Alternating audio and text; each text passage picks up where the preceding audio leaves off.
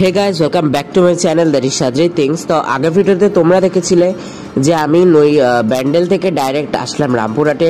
পুরো বিশ্বভারতী যে এক্সপ্রেসটা সেটার সব আমি ডিটেলস তোমাদেরকে জানিয়েছি, আর তোমরা কী করে রামপুরহাট আসতে পারবে প্রত্যেকটা স্টেশন থেকে, বিভিন্ন স্টেশন থেকে, সেগুলো সব জানিয়েছি।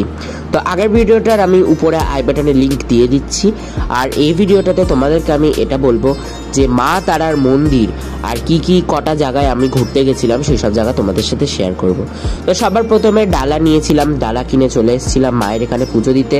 মায়ের পাদুকা তোমাদের দেখাতে পারিনি, এই দেখো অনেক কষ্টে তোমাদেরকে মায়ের মুখমণ্ডলটা দর্শন করেছি, আর এই ফটোটা আমি তুলেছি অনেক কষ্টে, দেখতেই পাচ্ছ। তারপরে আমরা চলে আসি বাইরে। বাইরে প্রচুর বিভিন্ন দেবদেবতার মন্দির ছিল। এখানে ছিল মা তারার সঙ্গে শিব ঠাকুরের যে তার সাথে ছিল বাসুকি নাগ, সেইটাকে আমরা পুজো দিলাম। পুজো দিয়ে বাইরে আমরা বেরিয়ে এখানে ওখানে সব পুজো দিতে যাচ্ছি। তো এই দেখতে পাচ্ছ তারাপীঠের যে মন্দির, আমার চেতনা চৈতন্য করে দে। তো তারাপীঠে এসে আমরা এইরকম একটা রুম নিয়েছিলাম, যেটার মধ্যে আছে এরকম ফিক্সড একটা বেড, আর এদিকে আমরা নিয়েছিলাম একটা কুলার, আর তার সাথে এই সাইডটায় রয়েছে একটা কিচেন মতন, আর এখানে একটা শর্ট টেবিল, আর এখানে একটা চেয়ার দেওয়া হয়েছে, আর এখানে স্লাইডিং উইন্ডো আছে, এখানে একটা মিরর আছে। আর প্রত্যেক জায়গায় চলো তোমাদের ওয়াশরুমটা দেখিয়ে দিই। এই হচ্ছে ওয়াশরুম, যেখানে অনেক গিজার রয়েছে, কোমোড রয়েছে, আর বেসিন রয়েছে, আর বালতি রয়েছে, আর তাছাড়া এখানে হ্যাঙ্গিং যে থাকে সেগুলো রয়েছে। তো এই হচ্ছে আমাদের রুম। তারাপীঠে এসে আমরা এইরকম রুমই নিয়েছিলাম।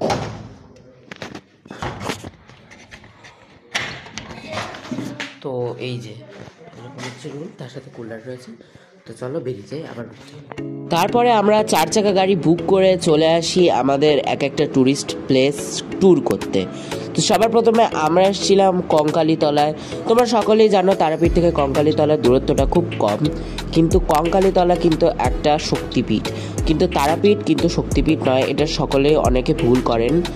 এখানে হচ্ছে দেবীর কোমরের যে অংশটা সেটা পড়েছিল, আর এখানে দেখতে পাচ্ছ প্রচুর মানুষজন ছিল।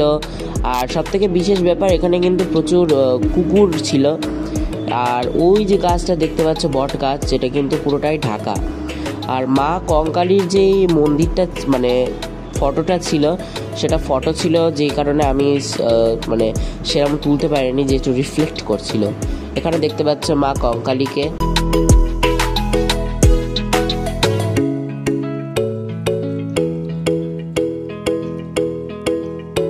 তারপরে আমরা বাইরে চলে আসি, এখানে একটা ঘন্টা ছিল, বাট আমি ভিডিও করছিলাম বলে আর ঘন্টাই বাজাইনি।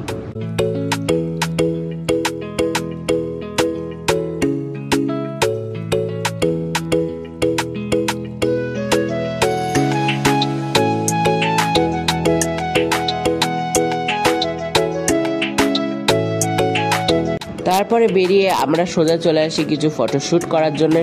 সামনে দেখতে পাচ্ছ লেখা ছিল আই লাভ কঙ্কালীতলা। এখানটায় এসে একটা ক্লিক ছবি তুলেছিলাম, সেই সব ছবিগুলো তোমাদেরকে আমি এখানে দিয়ে দিচ্ছি। আর এই হচ্ছে কঙ্কালীতলার মন্দিরটা, অপরূপ সুন্দর মন্দির। এখানে কিন্তু 51টা মানে 51 যে শক্তিপীঠ মানে সতীপীঠগুলো করেছিল, সে সব কটার কিন্তু পিকচার্স দেওয়া রয়েছে, কোথায় কোনটা পড়েছে সেগুলো সব দেওয়া রয়েছে। এই হচ্ছে আই লাভ কঙ্কালীতলা যে জায়গাটা। তারপরে এখানে তোমাদেরকে আমি দেখাবো এই গাছটা, যেটা কিন্তু আমার একটা দৃষ্টি আকর্ষণ করেছিল, কারণ এই গাছটায় এত সুন্দর লাগছিল, মানে পিছনে গাছটা এত লোকের মানে মানুষের যে ছিল সেগুলো পূর্ণ হওয়ার ফলে যে গাছটা ভর্তি হয়ে গিয়েছে। তো তারপরে আমরা বেরিয়ে চলে আসি, আর এখানে দেখতে পাচ্ছ ঠাকুরের পুজোর বা কি এটা জায়গাটা ঠিক আমি জানি না। তো আমি এই জায়গাটাতে দেখলাম যে ঠাকুরের জিনিস রয়েছে লেখা।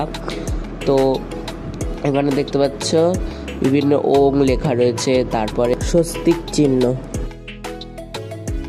কোপাই নদী, কোপাই নদী তোমরা অনেকেই জানো কি হয়।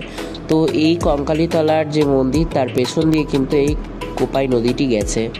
এই হচ্ছে কোপাই নদী, দেখতে পাচ্ছ সেরকম একটা পরিষ্কার নয়।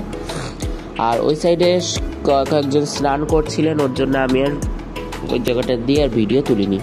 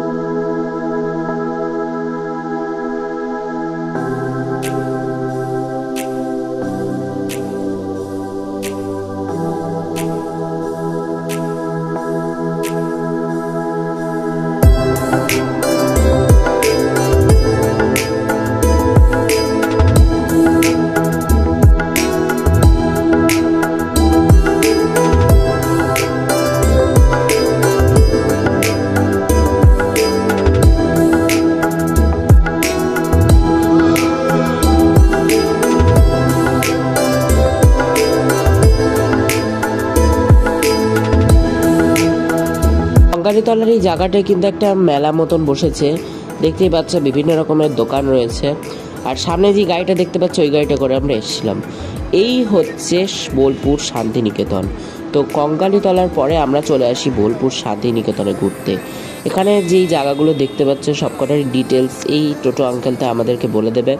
তো চলো একবারে তোমাদের এই যে বোলপুরকে শান্তিনিকেতন বলার যে মূল কারণ, যার জন্য বোলপুরটাকে শান্তিনিকেতন করা হয়